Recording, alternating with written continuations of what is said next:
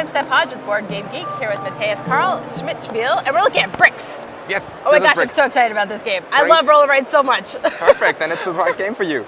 Yes. Brikks is from Wolfgang Warsch, kind of popular, and you might have heard of him before. Yes.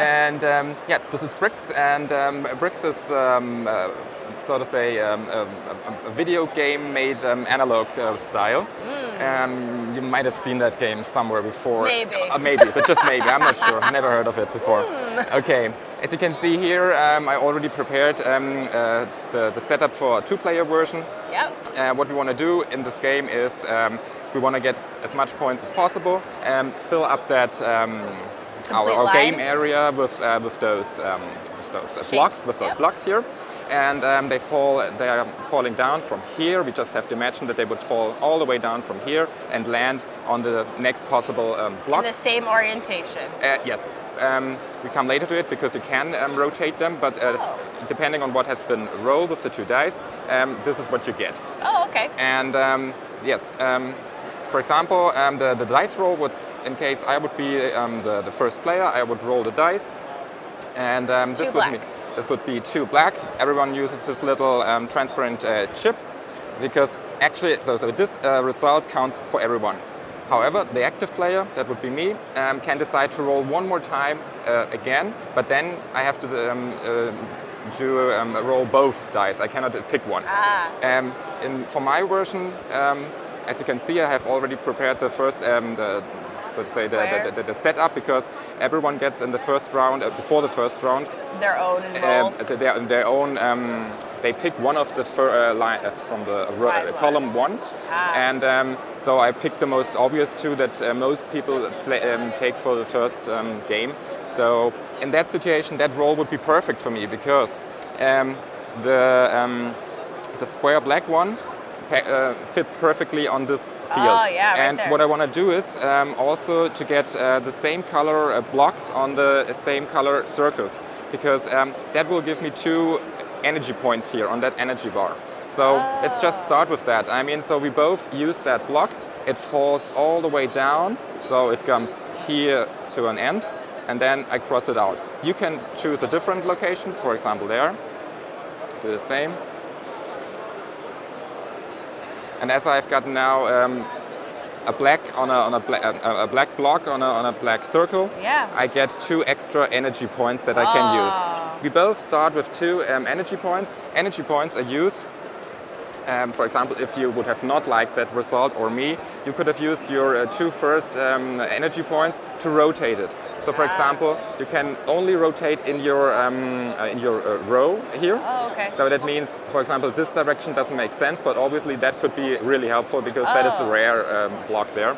So that would be 1 energy point, 2. I see. And you can always just go right to left. So if you're here, you just cannot take the shortcut. You have to go all the way back. So, but in that for the first round, that is a perfect location. And yeah, then you continue. And for example, you could roll now, and then you would be the active player. So we have a 3 yellow. So we all put it there. This is for you. This would be pretty nice. This is fine. Yes. Yes. I will definitely use an energy point, because I don't like that. So I will cross out 1 energy point to move it at least here, so that it fits quite nicely here. So and then we just fill it in, cross the fields out.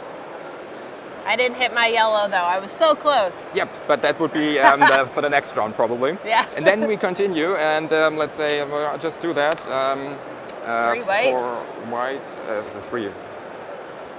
This is not a good one. No, I don't like that. So I just take a reroll. Do I have to take that one though? No, you can't even take it, because now I will reroll, because I don't like it either. Oh, okay. So I just do 1 reroll with both dice. I have to. So well, that is not so good either. So we both move it to that. I see. But for me, it's kind of acceptable here, so I will take it. If you want to use your energy points to put it somewhere else, no, I'll then just put you it at can the bottom. Yep. So I will go here. I see. And so what happens if you complete a row? So if you complete a row, if it's that you can see here, if it's filled with 10 crosses, this means you get in that row. Let's say we have done this, you get 5 points. And if there's 1 space missing, then it's 2 points. So if you have just 9 crosses, and if you have 8 crosses, it's just 1 point for that row. So you still get it even if you miss a space? Yes. That is really great. That is kind of helpful, and it will sooner or later happen at one point. Did you also get a bomb? Later on, but for example, if you if you will complete your lines here, this means you will double the points that you mark in here, and in that last row where it gets really tight, then you get 4 times the points. Wow. The bombs are simply there. You can in three times in the game you can make the block explode, so you don't have to use it at all. You always start with the first bomb up there, so you cross it out, then you don't have to use the bomb at all. By the end of the game, if you have if you have not used the bombs at all, then you will get 7 points. In my situation here, would just get 6 points there, or later on just 4. You just add it up. Yeah. And what else? Every time you mark one of those crosses, the pink X's on the energy bar here. Let's say, okay, now I would have had 5 energy points available for rotating the bricks, the blocks. And as soon as I cross that out, this means... you get to mark this line? Wait just a second, no, as soon as I circle it. So I would have, so let's say this was like this, I have already that, so I would have gotten 2 marks, 2 crosses here. This means by the end of the game I get 3 extra. Points if you get more X's on the energy. And there's another way to get more of those pink X's by making like by completing in one round with one block several lines or several rows at once. So if you are managed to do, but only if you make it with 10 crosses. The same value? At the same time. So that's kind of hard. But obviously, if you can do it with 2 lines at once, with one block, it's another X here, and with 3, 2, and with 4 lines at once. Can you do this multiple times? Or just once? No, all the time. All the time. If you're that good, if you're so lucky, if you're so lucky, so to say, and obviously, something. I have high hopes. Yeah. So you just can, like this one is obviously just possible with that block. Yeah, exactly. Because 4 of them. Okay, and what else? As you can see, moving is 1 energy point. Oh, okay, and you can. Here, with 5 energy points, you are able to use any block if you want to, but it's kind of expensive.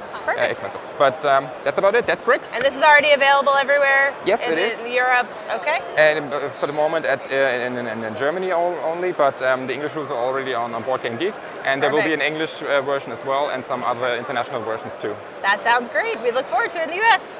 Thank you so much. Welcome. Brikks.